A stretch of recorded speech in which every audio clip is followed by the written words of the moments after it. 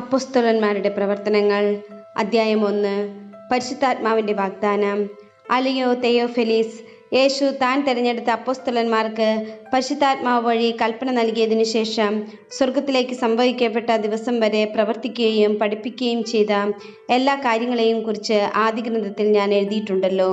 പീഡാനുഭവത്തിന് ശേഷം 40 ദിവസത്തേക്ക് യേശു അവരുടെ ഇടയിൽ പ്രത്യക്ഷനായി ദൈവരാജ്യത്തെക്കുറിച്ച് പഠിപ്പിച്ചു.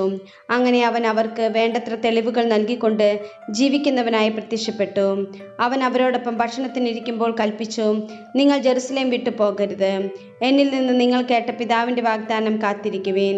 എന്തെന്നാൽ യോഹന്നാൻ വെള്ളം കൊണ്ട് സ്നാനം നൽകി, നിങ്ങളാകട്ടെ ഏറെ താമസിയാതെ പരിശുദ്ധാത്മാവിനാൽ സ്നാനം നൽകും. യേശുവിൻ്റെ സ്വർഗാരോഹണം. ഒരുമിച്ച് കൂടിയിരിക്കുമ്പോൾ അവർ അവനോട് ചോദിച്ചു, കർത്താവേ, അവിടുന്ന് ഇസ്രായേലിന് രാജ്യം പുനഃസ്ഥാപിച്ചു നൽകുന്നത് ഇപ്പോഴാണോ? അവൻ പറഞ്ഞു, പിതാവ് സ്വന്തം അധികാരത്താൽ നിശ്ചയിച്ചുറപ്പിച്ചിട്ടുള്ള സമയമോ കാലമോ നിങ്ങൾ അറിയേണ്ട കാര്യമില്ല. എന്നാൽ പരിശുദ്ധാത്മാവ് നിങ്ങളുടെ മേൽ വന്നു കഴിയുമ്പോൾ നിങ്ങൾ ശക്തി പ്രാപിക്കും. ജെറുസലേമിലും യൂദയ മുഴുവനിലും സമരിയായിലും ഭൂമിയുടെ അതിർത്തികൾ വരെയും നിങ്ങൾ എനിക്ക് സാക്ഷികളായിരിക്കുകയും ചെയ്യും. ഇത് പറഞ്ഞു കഴിഞ്ഞപ്പോൾ അവർ നോക്കി നിൽക്കുകയും അവൻ ഉന്നതങ്ങളിലേക്ക് സംഭവിക്കപ്പെട്ടു.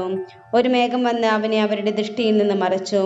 അവൻ ആകാശത്തിലേക്ക് പോകുന്നത് അവർ നോക്കി നിൽക്കുമ്പോൾ വെള്ളവസ്ത്രം ധരിച്ച് 2 പേർ അവരുടെ മുമ്പിൽ പ്രത്യക്ഷപ്പെട്ട് പറഞ്ഞു, അല്ലയോ ഗലീലിയരെ, നിങ്ങൾ ആകാശത്തിലേക്ക് നോക്കി നിൽക്കുന്നത് എന്ത്?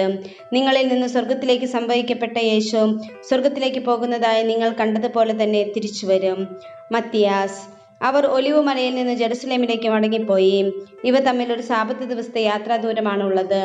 അവർ പട്ടണത്തിലെത്തി തങ്ങൾ താമസിച്ചിരുന്ന വീടിൻ്റെ മുകളിലത്തെ നിലയിലുള്ള മുറിയിൽ ചെന്നു.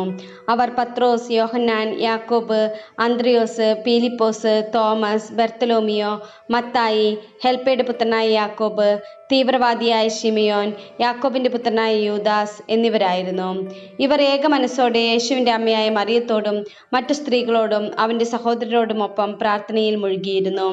അന്നൊരു ദിവസം 120ഓളം സഹോദരർ സമ്മേളിച്ചിരിക്കെ പത്രോസ് അവരുടെ മധ്യേ എഴുന്നേറ്റ് നിന്ന് പ്രസ്താവിച്ചു, സഹോദരരെ, യേശുവിനെ പിടിക്കാൻ വന്നവർക്ക് നേതൃത്വം നൽകിയ യൂദാസിനെ കുറിച്ച് ദാവീദ് വഴി പരിശുദ്ധാത്മാവ് അരുളി ചെയ്ത വചനം പൂർത്തിയാകേണ്ടിയിരുന്നു.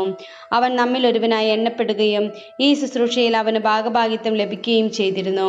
എന്നാൽ അവൻ തൻ്റെ ദുഷ്കർമ്മത്തിൻ്റെ പ്രതിഫലം കൊണ്ട് ഒരു പറമ്പ് വാങ്ങി. അവൻ തലകുത്തി വീണു. ഉദരം പിളർന്ന് അവൻ്റെ കുടലെല്ലാം പുറത്തു ചാടി.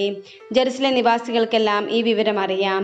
ആ സ്ഥലം അവരുടെ ഭാഷയിൽ രക്തത്തിൻ്റെ വയൽ എന്നർത്ഥമുള്ള ഹക്കൽദമ എന്ന് വിളിക്കപ്പെട്ടു. അവൻ്റെ ഭവനം ശൂന്യമായി തീരട്ടെ, ആരും അതിൽ വസിക്കാതിരിക്കട്ടെ എന്നും അവൻ്റെ ശുശ്രൂഷയുടെ സ്ഥാനം മറ്റൊരുവൻ ഏറ്റെടുക്കട്ടെ എന്നും സങ്കീർത്തന പുസ്തകത്തിൽ എഴുതപ്പെട്ടിരിക്കുന്നു. അതിനാൽ കർത്താവായ യേശുവിൻ്റെ പുനരുത്ഥാനത്തിന് ഒരാൾ ഞങ്ങളോടൊപ്പം സാക്ഷിയായിരിക്കണം. യോഹന്നാൻ്റെ സ്നാനം മുതൽ നമ്മിൽ നിന്ന് ഉന്നതങ്ങളിലേക്ക് സംഭവിക്കപ്പെട്ട നാൾ വരെ യേശു നമ്മോടൊപ്പം സഞ്ചരിച്ചിരുന്ന കാലം മുഴുവനും നമ്മുടെ കൂടെ ഉണ്ടായിരുന്നവരിൽ ഒരുവനായിരിക്കണം അവൻ. അവർ ബാർസബാസ് എന്ന് വിളിക്കപ്പെട്ടിരുന്ന ജോസഫ്, മത്തിയാസ് എന്നീ 2 പേരെ നിർദ്ദേശിച്ചു. ജോസഫിന് യുസ്തോസ് എന്നും പേരുണ്ടായിരുന്നു. അവർ പ്രാർത്ഥിച്ചു, കർത്താവേ, എല്ലാ മനുഷ്യരുടെയും ഹൃദയങ്ങൾ അങ്ങ് അറിയുന്നുവല്ലോ. യൂദാസ് താൻ ിടത്തേക്ക് പോകാൻ വേണ്ടി ഉപേക്ഷിച്ച അപ്പോസ്തല സ്ഥാനവും ശുശ്രൂഷ പദവിയും സ്വീകരിക്കാൻ ഈ 2 ആരെയാണ് അങ്ങ് തിരഞ്ഞെടുത്തിരിക്കുന്നതെന്ന് വ്യക്തമാക്കണമേ. പിന്നെ അവർ കുറിയിട്ടു. മത്തിയാസിന് കുറി വീണു. 11 അപ്പോസ്തലന്മാരോട് കൂടെ അവൻ എണ്ണപ്പെടുകയും ചെയ്തു.